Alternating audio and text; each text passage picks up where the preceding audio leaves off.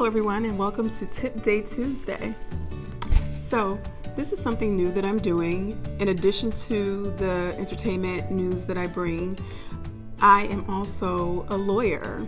So I thought it would be great to be able to provide my listeners and viewers with tips and entertainment. So if you are seeking a career in entertainment, if you are currently pursuing a career in entertainment, or if you're already well in the trenches of being in the industry, I still believe that this will be very beneficial to you.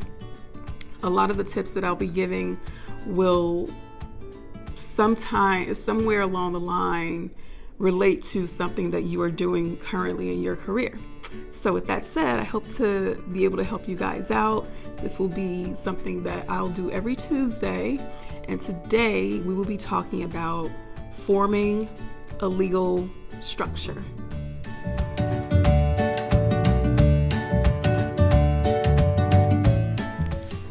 Okay, so this will be directed towards people who are in a group, in a band. So any music entity that you have and there's more than one person in that group, this will be for you.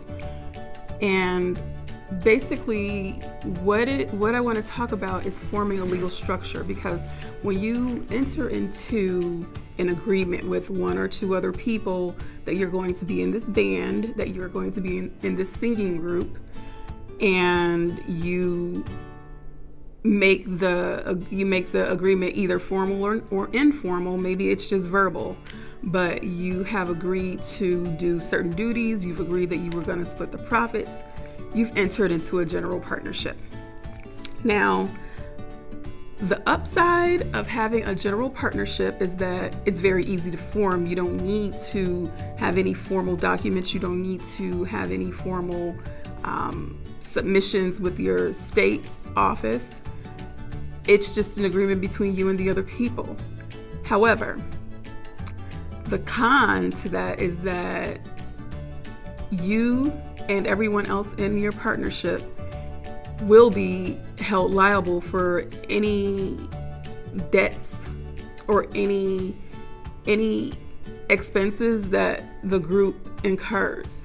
So say for instance, you have a guitarist, and the guitarist is heading to a gig that you have booked. He has all the equipment. He's driving there, and on the way there, he's texting and driving. So boom, he has an accident. He causes an incredible amount of damage, and there may be someone who's hurt as well.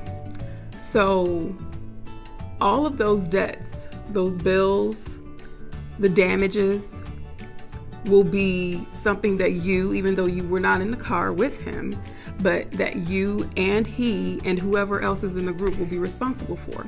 And creditors will come after your home, your car, your bank accounts, and there will be nothing that you can do, because legally they're entitled to do that, because again, with a general partnership, all the liabilities are your responsibility, your personal responsibility.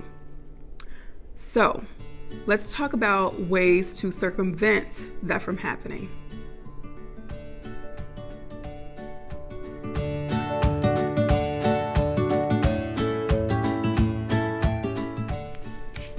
Okay, so the best way to avoid the example from happening, which I just gave you, where you will be responsible for any debts and expenses that happen while you're in the business of the company, or in the business of doing the work that you have set out to do for the group, you can either one, set up a limited liability corporation, an LLC, or two, set up a corporation.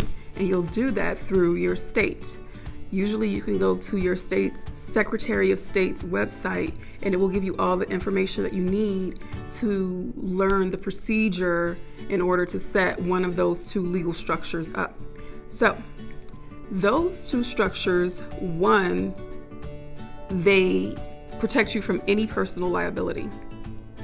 And two, It also is a great tax planning tool as well.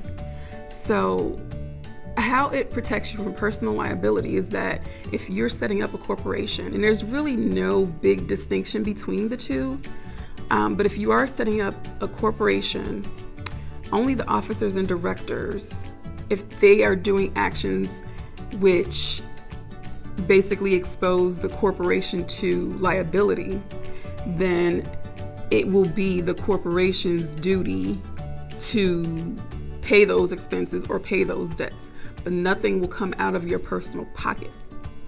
It will be, again, any assets that the corporation owns that will be responsible for those debts. And similarly with the LLCs. The LLCs usually have members. And again, just like with the corporations, the officers and directors under the LLC, if the members do anything to expose the LLC to liability or any other debts or expenses, then it's the LLC that will be responsible for those. Again, nothing will come out of your personal pocket. No creditor can come after you for your personal assets. They will have to come after the LLC because it will be formed structurally separate from you individually, but it will be a tax ID assigned to your company, your band name. And that is the entity that will be responsible for any debts or expenses that the company incurs. Also, it's an important tax planning tool because any assets that the company makes, there's special tax advantages to having an LLC and a corporation because those won't be taxed to you personally. Now, in a general partnership, any assets, any profits that the band or the company makes, the group makes, those will become part of your personal income tax, and you will have to report that on your personal income tax, which again raises your tax bracket, which again raises how much tax you will owe the government. So the LLCs and corporations eliminate all that. You don't include it on your personal income tax. You include it on a tax return for the corporation or the LLC. This has been a very, very brief and a very, very abbreviated overview of the legal structures of LLCs and corporations. There will be more detail in my newsletter, in the Shy Fusion newsletter. So please be sure to sign up for the newsletter. Please go online at www.shyfusion.com and go to the right side of the screen on the sidebar, and at the bottom there is a form for you to sign up for the newsletter, and you will receive more detail about this overview that I'm giving you. All you have to do is type in your name, type in your email address, and click submit, and you're good to go. And you'll get all the information about tips that are going to be coming down the pike, as well as this one. You'll be getting contest information that we're going to be offering before anyone else, as well as all the latest buzz and entertainment. So again, please be sure to sign up for the newsletter, and I hope this helped you, and we look forward to bringing you more next Tuesday for Tuesday Tip Day. Thank you.